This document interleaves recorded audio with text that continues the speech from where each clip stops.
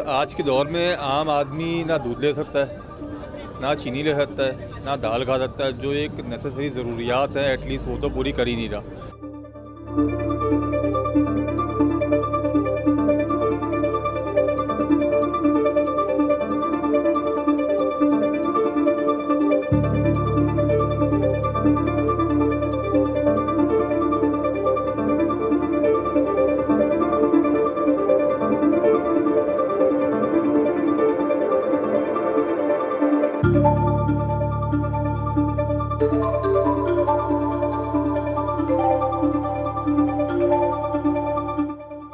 हमारे पास जो अभी स्टॉक मौजूद है मैक्सिमम 25 दिन का है।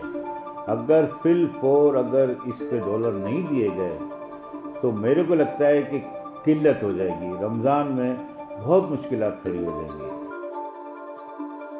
बस गुजारा तो बहुत मुश्किल है कि रोज़ दिहाड़ी लगाने वाले हैं, बड़ी मुश्किल से गुजारा कर रहे हैं और 2-2 3-3 घंटे लाइनों में लग के हमें आटा लेना पड़ता है।